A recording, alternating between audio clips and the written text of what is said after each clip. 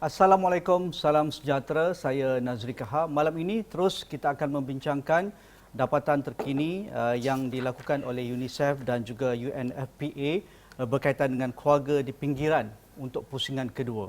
Maksudnya mereka sudah melakukan kajian ketika PKP dilaksanakan akibat pandemik COVID-19 antara Mei hingga September 2020. Mereka melakukan kajian kedua selepas PKP diangkat.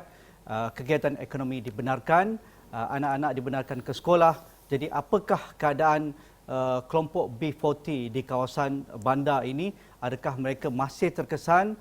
Adakah mereka masih tidak mempunyai pekerjaan?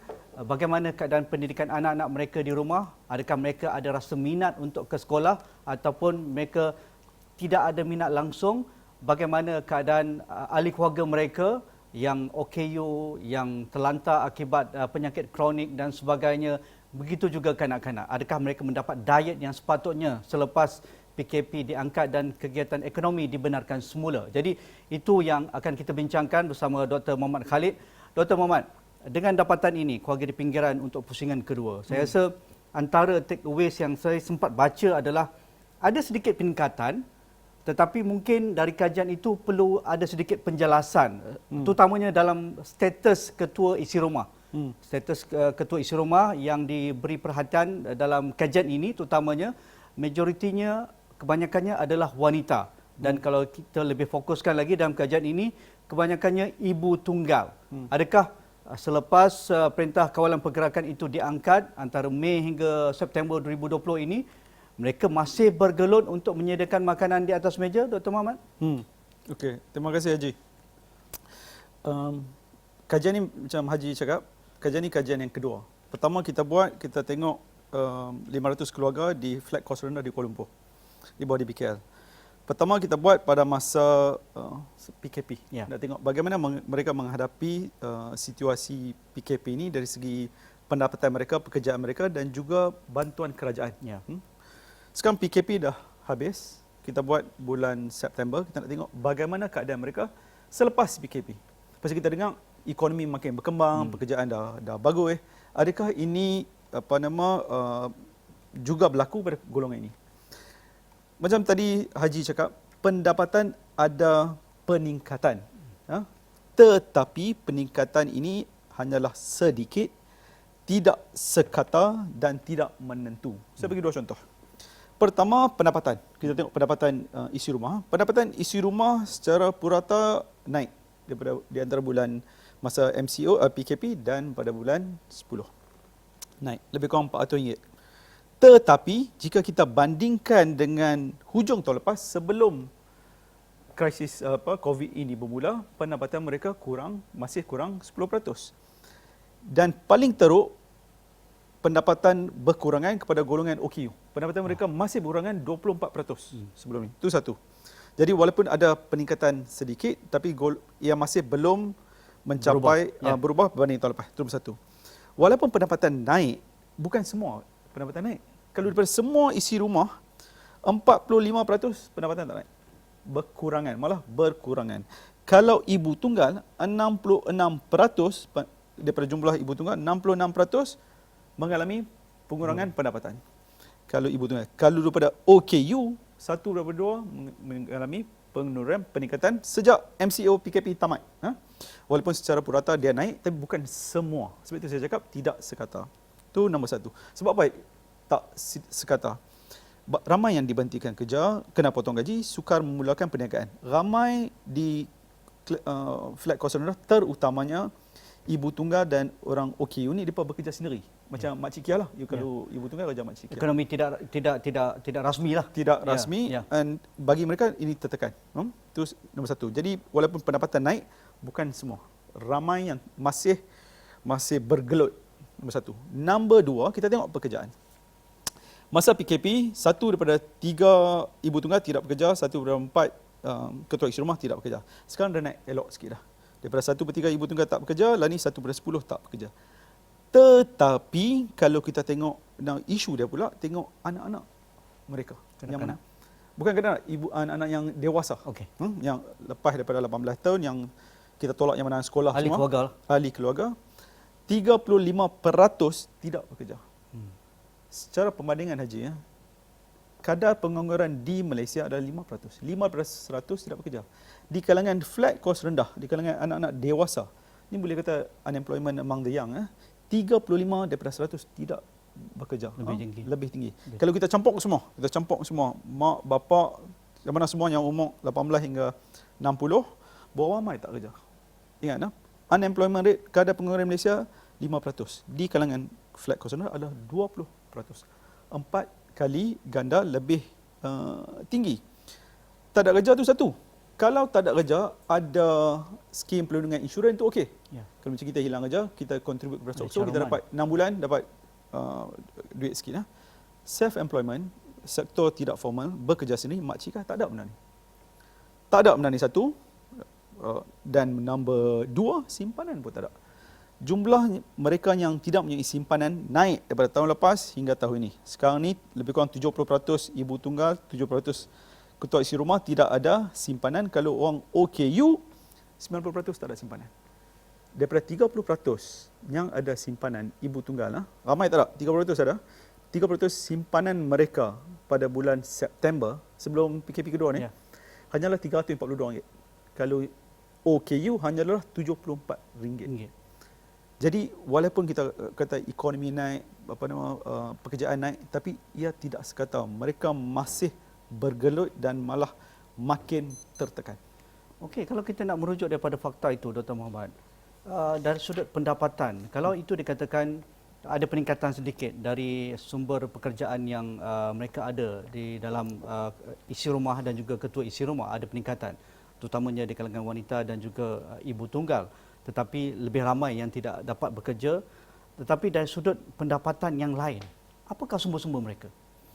Setakat ketika PKP kita tahu ada bantuan sara hidup, bantuan yang diberikan oleh kerajaan waktu kecemasan itu one off.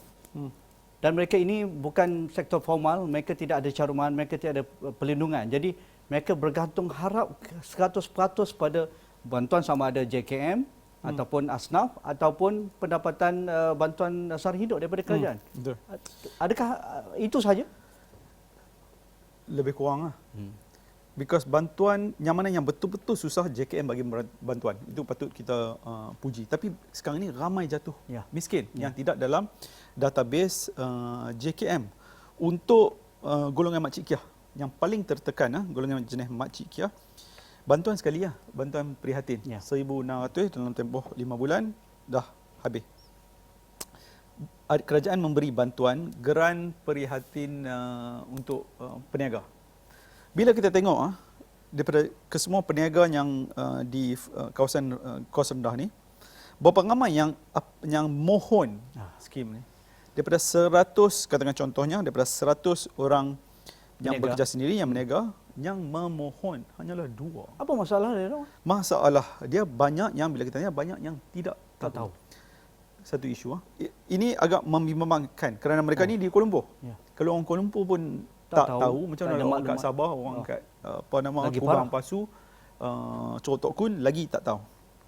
Dan kedua, kadang-kadang ada documentation. Bila tanya documentation, minta lesen, susah untuk apply. Itu number 1. Sukar. Even kita tengok bantuan sara hidup, kita tanya juga, bantuan sara hidup berapa ramai yang pakcik dan makcik ni dapat? Bila kita interview, 50% saja yang dapat. Agak rendah. Masa BPN tu tinggi sikit. Lepas kita release report yang pertama, Perdana Menteri pergi ke kawasan, dia jumpa 3 keluarga. Tiga keluarga kata dia tidak mendapat bantuan. Jadi bantuan yang diberikan walaupun ada tidak dapat dinikmati, dan bantuan yang diberikan sudah pun habis. Apakah orang kata pun missing link ataupun ada lompong di tengah-tengah?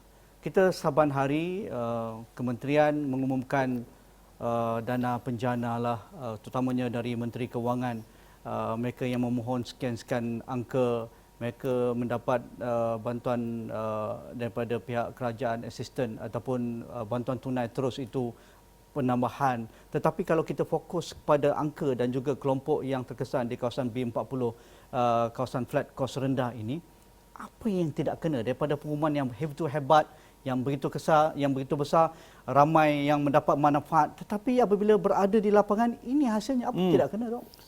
Haji, ini bukan hanya yang berlaku kepada kawasan flat kos rendah. Ini berlaku di banyak tempat. Pertama sekali, kita tak belanja banyak, kita belanja sikit saja. Daripada 300 bilion yang kita kata kita belanjakan, sebenarnya kita hanya belanjakan 45 bilion. Amat kecil berbanding dengan saiz ekonomi kita, berbanding dengan negara-negara yang jauh lagi miskin. Mereka lagi berbelanja lagi besar. Kita belanja sikit. Nombor satu. Nombor dua, kalau kita tengok macam tadi Nazri kata, ada menteri kata banyak bantuan diberikan. Penjana sekarang penjana nombor 25. Nombor 25 kan nombor berapa belas kan?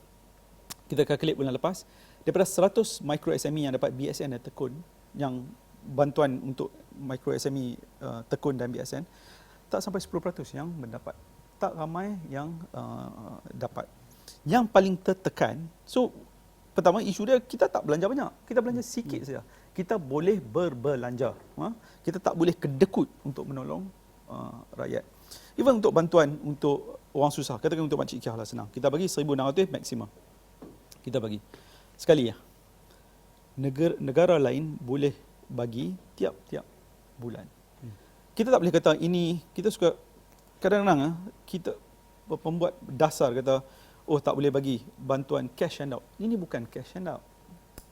Ini penting untuk ekonomi. Ini mereka juga ada maruah. Orang tak, jangan pakai perkataan yang tidak memberi maruah kepada mereka ini. Duit kita bagi ya untuk orang susah macam ni, bagus untuk ekonomi. Kenapa bagus untuk ekonomi? Kerana mereka menjana ekonomi, kita dapat bagi belanja. Bagus untuk ekonomi, nombor satu. Nombor dua, oh tak boleh bagi banyak, depan nanti joli. Masa kita buat kajian, kita tanya, makcik-pakcik guna ni duit untuk apa? Selalunya untuk dua. Barang dapur ataupun untuk budak-budak. Pembelajaran budak-budak. Ini bagus untuk ekonomi dan juga untuk masa depan pendidikan anak-anak. Kita boleh dan harus memberi bantuan berterusan kepada mereka ini. Adakah kerana kita ada missing link itu akibat daripada tidak ada data yang cukup di tangan agensi-agensi yang menjaga jaringan keselamatan sosial ini? Ataupun data itu terlampau lapuk yang tidak dikemaskini lebih baik sejak PKP dilaksanakan, kerana kita tahu itu realiti. Apabila saya bertanyakan dengan rakan-rakan bukan kerajaan, NGO yang begitu hebat ketika itu turun ke padang, mereka bersama dengan Jabatan Kebajikan Masyarakat dan mereka agak hairan kenapa apabila memberi makanan, basket makanan kepada kelompok keluarga yang tidak ada dalam senarai e-kasih ataupun asnaf itu, mereka biarkan saja. Ini keluarga baru. Kenapa jabatan tidak ingin mengutip data ini? Kerana mereka mungkin akan kekal lama dalam menerima bantuan ini. Adakah itu juga antara menyebabkan kelompok yang sama, kelompok yang sama perlu terus dipantau ataupun diberi pertolongan, tetapi kelompok yang jatuh seperti mana dalam data ini, keluarga di pinggiran ini?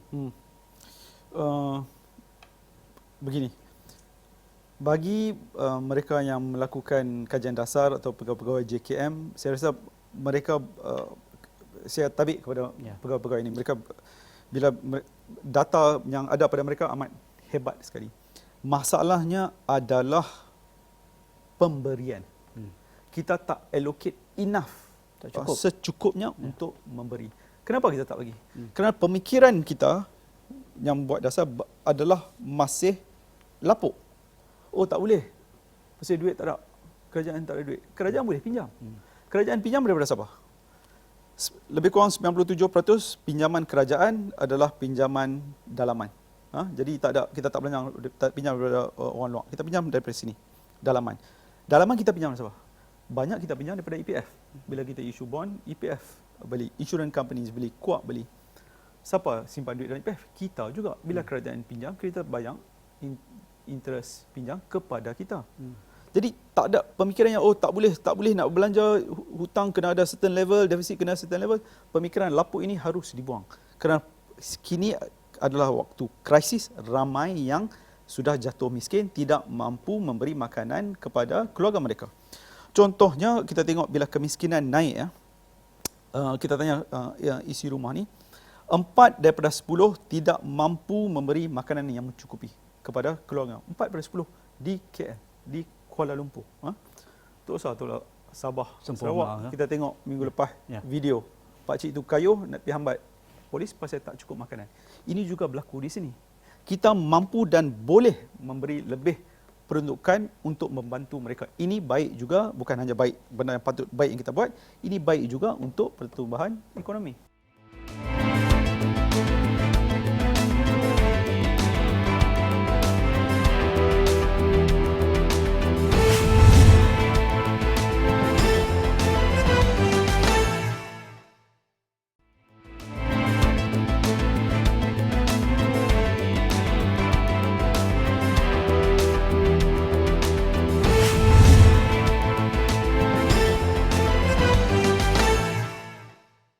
Tentang belanja sewa rumah.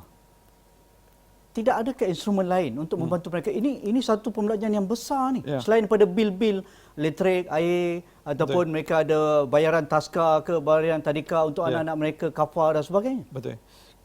Di BKL bagi pelepasan Moratorium lah. moratorium sampai hujung tahun.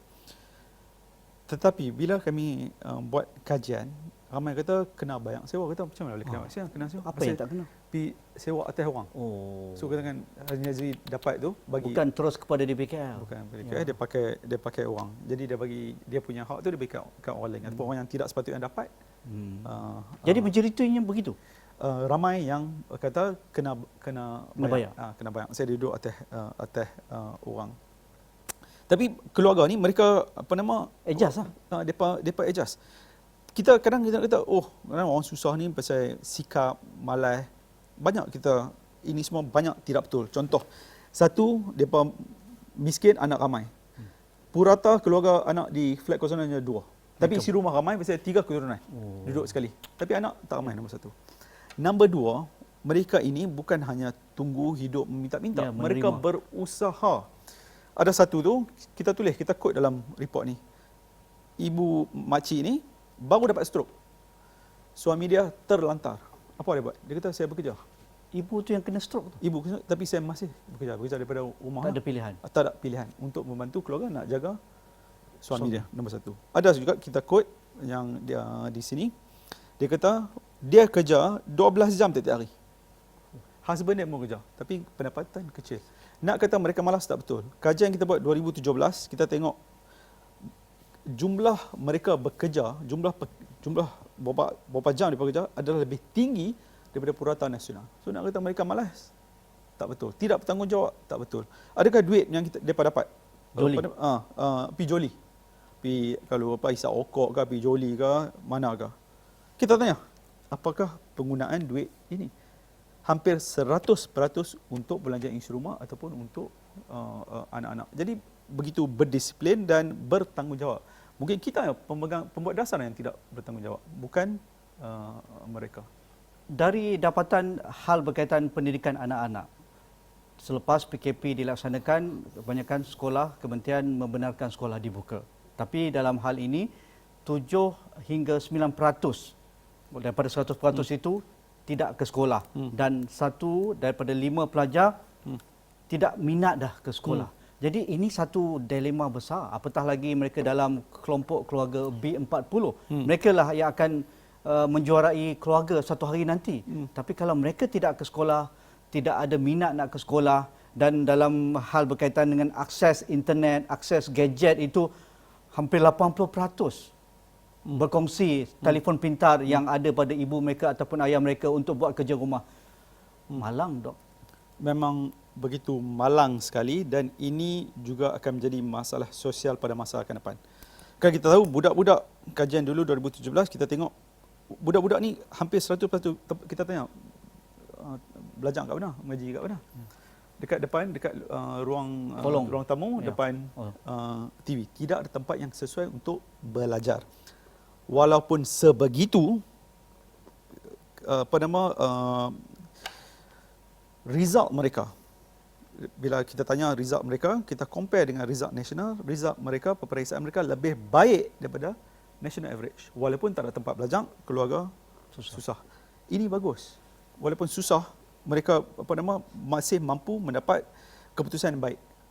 Dan kalau selalunya ada education mobility, mereka menjadi lebih baik, boleh mendapat pendapatan yang lebih baik. Education mobility amatlah penting. Tetapi sekarang ni susah. Tak boleh belajar dekat sekolah. 90% belajar pakai ni. Kalau orang senang pakai komputer, mak apa pakai komputer, laptop, anak ya. ada 2 anak, 2 komputer. Di situ dia share benda ni. Bila kami tanya mak apa, suka tak online learning ni? 90% kata tak suka. Pasal alat tak ada dan tak ada tempat belajar. 1/3 dia kata internet pun tak ada. So mereka risau taraf pendidikan anak-anak. Jika pendidikan adalah penting untuk keluar daripada kelompok kemiskinan, ini makin menjadi sukar. Dan jurang di antara kaya dan miskin di Malaysia akan menjadi lebih luas. Bukan nak kata budak-budak ni tak pandai, budak-budak ni pandai. Kita tengok macam tadi saya cakap, 2017, keputusan peperiksaan mereka adalah lebih baik daripada peratus nasional. Walaupun berbagai tekanan yang dihadapi. Ini bagus supaya mereka menjadi lebih, keluarga mereka boleh keluar daripada kelompok fikiran. Sekarang ni amat sukar. Jadi adalah penting untuk kerajaan memastikan budak-budak ni tak keluar sekolah, dapat pembelajaran yang sebaiknya walaupun dalam segi online learning. Adakah itu juga yang menyebabkan isu psikososial seolah-olah krisis juga di kelompok ini? Bila kita tengok, tanya mak apa, bagaimana keadaan mental makcik-pakcik, 30% kita begitu tertekan. Stres. Sebab apa tertekan? Dua sebab. Dua sebab utama. Satu, macam tadi saya cakap, nak menyediakan makanan untuk keluarga, dia risau. Nombor satu. Nombor dua, takut anak-anak tidak mendapat pendidikan yang baik. Apa kesan yang jelas apabila dok bersama mereka itu? Ada yang dah ataupun memang nampak murung ke, tegang ke, ataupun ada dikatakan juga yang mula merokok dan sebagainya, ibu bapa mereka? Ada yang berkata mereka dah biasa. Sudah terbiasa. Tapi kita tak sepatutnya tengok dari segi negatif. Kerana kita tahu mereka ini very resilient, mereka cekal. Jadi boleh keluar. Tapi mereka telah buat sebaik mungkin. Pi gadai, bila kita tanya, isu gadai masih ada, gadai telefon pun ada. Jadi ini dah simpanan pun dah habis, makan pun dah kurang, perlunya bantuan daripada kerajaan. Bergerak ke hadapan, minggu depan kerajaan akan umumkan Belanjawan 2021. Dan ini sebahagian daripada proses perancangan RMK ke-12. Apa saranan dok? Saranan pertama, jangan kedekut. Saranan jangan kedekut, kita harus berbelanja. Berbelanja untuk apa? Cuba spesifikkan dok. Okey, belanja dok. Satu, sebelum kita selamatkan ekonomi ni, kesihatan penting. Selesaikan COVID. Kabinet besar, jadi sepatutnya boleh selesailah. Tanpa kita selesaikan isu COVID, orang tak keluar, ekonomi takkan kembang. Itu pertama. Kedua, ekonomi. Apa yang patut kita lakukan? Pertama, kita protect dulu. Supaya krisis ini kalau orang jadi sekali lagi, you protect. Maksud, mereka yang tak ada EPF dan SOCSO, terutamanya SOCSO, diberi perlindungan. Makcikah harus diberi. Jadi kalau ada next krisis, mereka dilindungi. Pertama. Kedua, siapa yang patut kita lindungi? Kanak-kanak. Setiap hari, sebelum masa sekolah buka, 500,000 kanak-kanak dapat makanan berkhasiat daripada sekolah. Sekarang ni siapa tak dapat? Kalau belajar tak boleh hantar ke rumah? Tak boleh. Tak. Kalau sekolah tak buka sampai hujung tahun ni macam mana? Dah lah budak-budak ni 1/3 tak cukup tinggi. Ada malnutrition. Tak cukup dietnya. Tak cukup diet. Jadi bantuan kanak-kanak harus ada dan berterusan. Bantuan kepada orang tua, OKU harus ada dan berterusan. Jangan bagi sekali, bagi tiap-tiap bulan. Protection daripada segi per keso. Untuk makcikiah, untuk mereka yang SME ni. SME contohnya, moratorium boleh diberikan, boleh disambung. Kita boleh kata, oh yang dapat kadang-kadang kalau moratorium rumah, moratorium kereta, dapat orang kaya. Kita boleh limit. Rumah harga katakan 500,000 ke bawah, pre-approve. Yang rumah milion-milion, tak payahlah. Kereta. Tersasar, fokus. Pre-approve bagi, let's say, 3 hingga 6 bulan. Kita mampu. Ini patut kita lakukan. Dan soalan dia, kalau kita bagi dekat budak-budak, kita bagi dekat orang tua, orang sakit, ibu tunggal dan sebagainya, untuk SME dan sebagainya, mana nak cari duit? Macam saya kata, kita mampu berbelanja. kita boleh dan harus berbelanja. Pemikiran lapor, tak cukup duit pasal hutang level kena maintain, defisit kena level. Defisit di Singapura double digit sekarang. Kita ada duit di negara, kita boleh berbelanja. Tak ada duit, kalau potong gaji menteri, bagi kat orang susah, bagi kat frontliner, lagi bagus. Pemikiran ataupun instrumen di luar kotak, insurans perlindungan untuk kelompok ini, wajib juga dimasukkan dalam.